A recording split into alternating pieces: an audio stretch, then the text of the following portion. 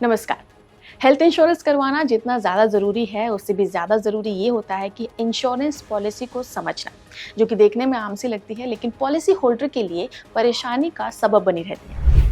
जिस health emergency को ध्यान में रखकर इंश्योरेंस लिया जाता है उसकी हकीकत तब सामने आती है जब उसे क्लेम करने का समय आता है।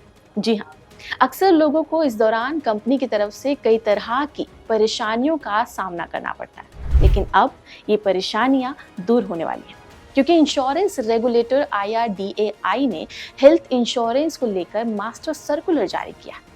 हेल्थ बीमा कंपनियों की मनमानी की वजह से होने वाली परेशानियों से अब मरीजों को निजात मिल पाएगा। आइए सर्कुलर की कुछ खास बातों को डिटेल में समझते हैं। इस नए सर्कुलर में आम लोगों का ध्यान खींचने वाली सबसे बड़ी बात यह है कि अब कैशलेस क्लेम को मंजूरी देने की टाइम लिमिट 1 घंटा फिक्स कर दी गई है।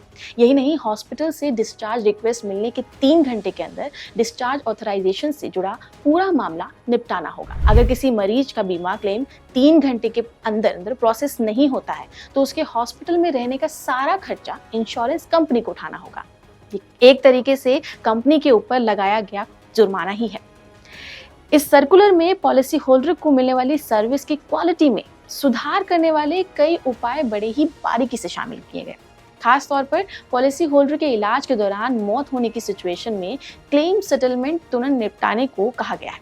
अगर मरीज की मौत इलाज के दौरान हो जाती है तो बीमा कंपनी को तभी उसके फैमिली मेंबर्स की तरफ से किया गया क्लेम प्रोसेस करना होगा ताकि शव हॉस्पिटल से जल्दी रिलीज करवाया जा सके। इतना ही नहीं बल्कि IRDAI ने हेल्थ इंश्योरेंस कंपनीज को अपना कैशलेस क्लेम सेटलमेंट रेशियो 100% करने का ऑर्डर भी दिया है।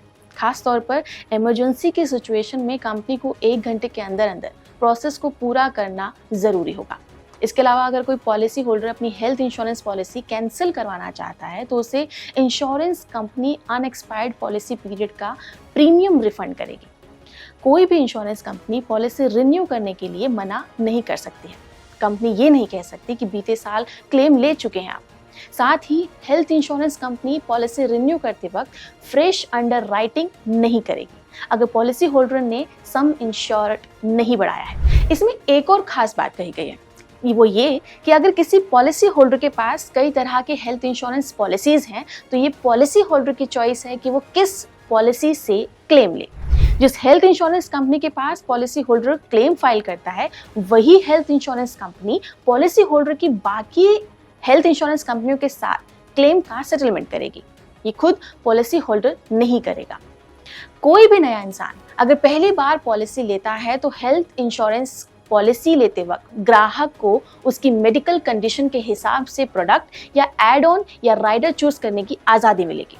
पॉलिसी लेते वक्त इंश्योरेंस कंपनी ग्राहक को कस्टमर इंफॉर्मेशन शीट देगी जिसमें पॉलिसी साफ शब्दों में समझाई जाएगी, ये बताते हुए कि पॉलिसी में क्या इंक्लूडेड है और क्या नहीं। इस नए सर्कुलर में हेल्थ इंश्योरेंस कंपनियां ग्राहकों को end to end technology solution देने की बात भी कही गई है ताकि ऑन बोर्डिंग, क्लेम फाइलिंग और रिन्यूअल जैसी सभी सर्विस पॉलिसी होल्डर के लिए आसान बनाई जा सके। कंपनी अपनी वेबसाइट पर ये क्लियर करे कि अगर उसके टाइप के बाहर का कोई हॉस्पिटल है तो पॉलिसी होल्डर क्लेम रिम्बर्समेंट कैसे फाइल करे या कैशलेस या रिम्बर्समेंट के जो भी जरिए हैं वो क्लेम लेने का उनका क्या तरीका है, क्योंकि ये कुछ ऐसी बातें हैं जो उपभोक्ता जानना चाहता है।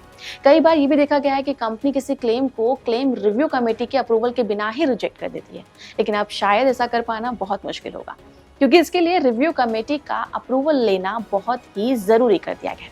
ऐसे में उम्मीद है कि हेल्थ इंश्योरेंस से सही मायने में लोग फायदा उठा पाएंगे।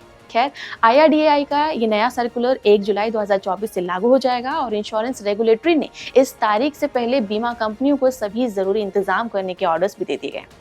आपके लिए इस खबर से कितनी जानकारी इंपॉर्टेंट लगी, कितनी नहीं लगी, आप हमें कमेंट करके जरूर बताएं। फिलहाल इस खबर में इतना ही। देखते रहिए क्लिक इंडिया। नमस्कार।